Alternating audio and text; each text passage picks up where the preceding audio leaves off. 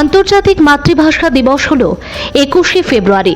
বাংলাদেশ ও পশ্চিমবঙ্গ সহ সমস্ত বাংলাভাষী অঞ্চলে পালিত একটি বিশেষ দিবস, যা 1999 খ্রিস্টাব্দের 17ই নভেম্বরে জাতিসংঘ কর্তৃক গৃহীত সিদ্ধান্ত অনুযায়ী প্রতি বছর 21শে ফেব্রুয়ারি বিশ্বব্যাপী পালন করা হয়। এটি শহীদ দিবস হিসেবেও পরিচিত। এই দিনটি বাঙালি জনগণের ভাষা আন্দোলনের মর্মন্তদ ও গৌরবোজ্জ্বল স্মৃতি বিজড়িত একটি দিন হিসেবে চিহ্নিত হয়ে আছে।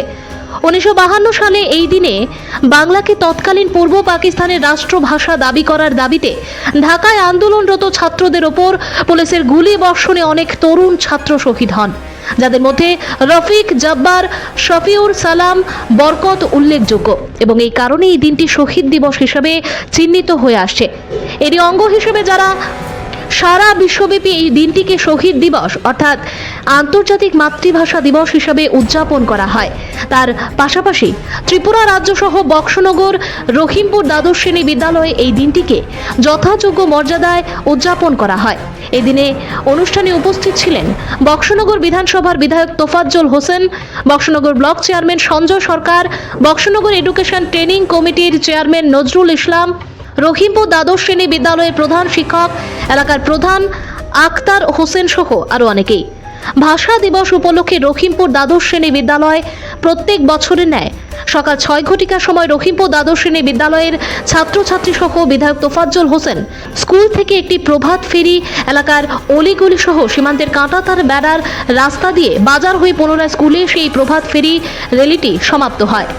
পরবর্তী সময় স্কুলে অবস্থানরত বিভিন্ন সাজে সজ্জিত করা শহীদ মিনারে বিধায়ক তোফাজ্জল হোসেন থেকে শুরু করে একে একে সমস্ত অতিথিবৃন্দরা এই শহীদ মিনারে পুষ্প মাল্য দিয়ে শ্রদ্ধা ও স্মরণ করা হয়। পরে একটি সাংস্কৃতিক অনুষ্ঠানের আয়োজন করা হয়।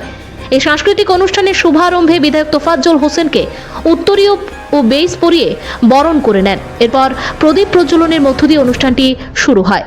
বিধায়ক তোফাজ্জল হোসেন বক্তব্য রাখতে গিয়ে বলেন, এই দিনটি অত্যন্ত গুরুত্বপূর্ণ, কারণ আমাদের মাতৃভাষা বাংলা ভাষা। আমরা মাকে যেভাবে ভালোবাসি, ভাষার সেভাবে ভালোবাসতে হবে, কারণ এই মাতৃভাষার জন্যই আন্দোলন করতে গিয়ে অনেক স্কুল কলেজ থেকে শুরু করে বিশ্ববিদ্যালয়ের ছাত্রছাত্রীরা শহীদ হয়েছিলেন। কারণ আমরা যেমন সকাল থেকে সন্ধ্যা অবধি আমাদের মাকে ছাড়া আমরা চলতে পারি না, ঠিক তদ্রূপ বন্ধু আজকে যে এই মাতৃভাষা আমাদের বাংলা ভাষা ছাড়াও আমরা চলতে পারি না, যার জন্য আজ থেকে 72 বছর আগে ওই শুধু ঢাকা রেসকোর্স ময়দান থেকে স্কুল কলেজ ইউনিভার্সিটির ছাত্ররা আন্দোলন শুরু করে দিয়েছিল যে ব্রিটিশদের বিরুদ্ধে আমাদের মাতৃভাষাকে বাংলা ভাষাকে স্বীকৃতি দিতে হবে। সেই আন্দোলন অনেক দূর করিয়েছে, হাজার হাজার লক্ষ লক্ষ আমাদের যুবকের প্রাণের বিনিময়ে আমরা 1997 সালে সারা বিশ্বব্যাপী আমরা শিক্ষিত হয়েছি। সেই বাংলা ভাষা আমাদের মাতৃভাষা।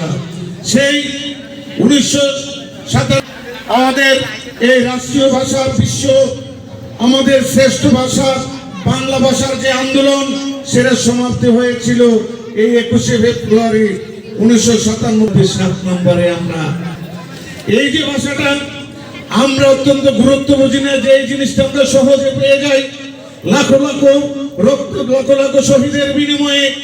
Bureau report, news Democratic voice Tripura.